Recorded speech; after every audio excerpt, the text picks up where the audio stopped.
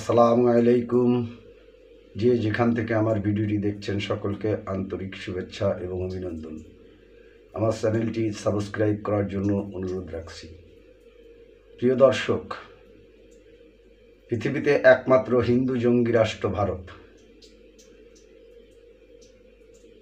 যেহেতু পৃথিবীতে সব ধর্মের শত্রু হিসেবে ইসলাম ধর্মকে বিবেচনা করা হয়, আর ইসলামের উপরই যখন ভারত বুলডোজার চালায়, তখন বিশেষত বিশ্ব মানবাধিকারের মোড়লের বাচ্চারা তখন চুপ থাকে, আর বাংলাদেশে চুপ থাকে ক্ষমতায় লিপ্স, ক্ষমতায় বসে থাকার জন্য, ক্ষমতায় যাবার জন্য, ক্ষমতাকে স্থায়িত্ব করার জন্য, চেয়ার পাছার তলে রাখার জন্য বাংলাদেশের রাজনীতিবিদরা দিল্লি যান সরিষার তেল নিয়ে। কেউ ইলিশ মাছ পাঠান ভারতের এই মসজিদ ভাঙার জন্য, ইলিশের তেলে চর্বি হওয়ার জন্য। মানে মসজিদ ভাঙতে গেলে তো চর্বি, পেটে চর্বি লাগে, পরিশ্রমের কাজ। কেউ আবার আম পাঠান স্বামী স্ত্রীর সম্পর্ক করে। কিন্তু ভারতে এরকম প্রতিনিয়ত মোদী সরকার যেদিন থেকে ক্ষমতায় এসেছে, প্রতিদিন চরম হিন্দুত্ববাদী জঙ্গি সংগঠনগুলো তারা ভারতীয় মুসলমানদের উপর যে সমস্ত বুলডোজার চালিয়ে যাচ্ছে, সে সমস্ত বুলডোজারকে দেখেও না দেখার ভান করে পড়ে থাকে বাংলাদেশের মুসলমান নামক ক্ষমতালিপ্স কিছু রাজনীতিবিদ। ভারতের এই ভয়ঙ্কর যে দিকগুলো রয়েছে, এটিকেও বিশ্ব মিডিয়ায় তুলে ধরার চেষ্টাও করেন না। বাংলাদেশের মিডিয়াগুলোও এই মসজিদ ভাঙাকে কেন্দ্র করে খুব বেশি যে সরব তাও না। কিন্তু বাংলাদেশে যদি কোনো কায়দায় একটি মন্দিরে কোনোভাবে যদি কোনো মুসলমান যদি দরজা টুকাটুকি করে, সেটা নিউজ হয়, হেডলাইন হয়, লাইভ চলে সেখানে আর এদেশের মিডিয়াদের মোটামুটি দরদে উছলে পড়ে। আমার জন্ম 81 সালে। আমি বুঝতে শিখেছি 90 দশক থেকে। আমি আজও অবধি পাইনি বাংলাদেশে যারা বসবাসরত হিন্দু তারা মুসলমানদের ধর্মীয় কারণে কোনো নির্যাতনের শিকার হয়েছে। এদেশের হিন্দুরা কখনোই ধর্মীয় কারণে নির্যাতনের শিকার হয়েছে কোথাও এটা স্থাপন করা যায় নাই। এরা নিজেরা অগ্নিসংযোগ করে মুসলমানদের উপর দায় চাপিয়ে ভারতের দাদাদের শরণাপন্ন হয়। এটি এদেশের হিন্দুদের রীতিনীতি এবং কালচার। আর ভারতের হিন্দুদের কালচার হচ্ছে জঙ্গিপানায়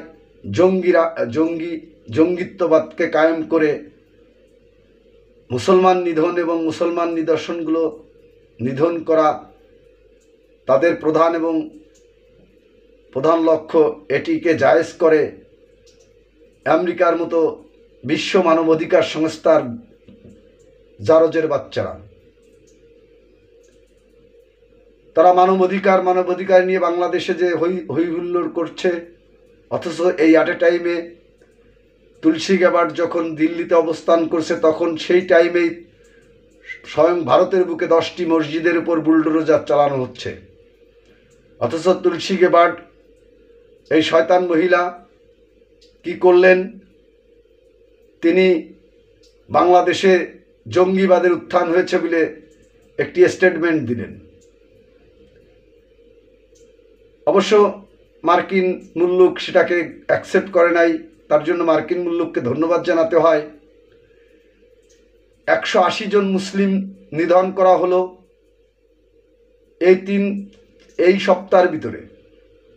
35টা মসজিদ নিদর্শনকৃত 35টা মসজিদ ভেঙে ফেলা হলো। তার কোনো প্রতিবাদ প্রতিরোধ বিশ্বের মুসলিম তো জানালোই না। অসহায় ভারতের মুসলমানরা সেটিকে প্রতিরোধ করতে গিয়ে 180 জন জীবন দিতে হলো।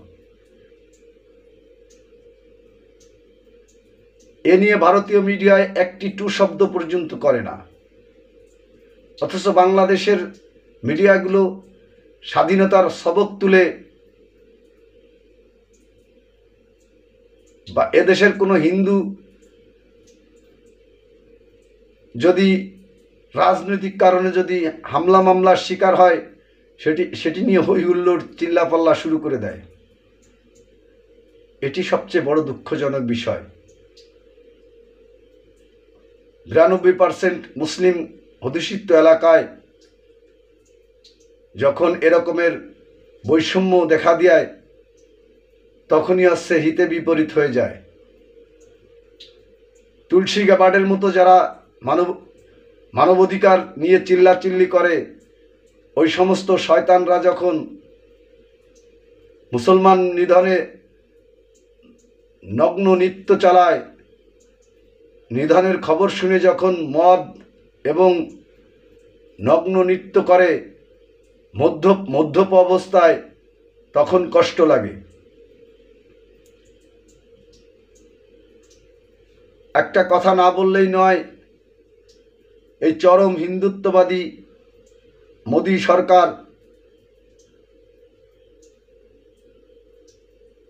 এটি করছে, কিন্তু কংগ্রেসের মতো দেখেন, কংগ্রেসের মতো একটি দল এর প্রতিবাদটুকু করছে না। তাহলে ধরে নিতে হবে যে পৃথিবীর ইতিহাসে সবচাইতে হিন্দু জঙ্গি রাষ্ট্র হচ্ছে ভারত।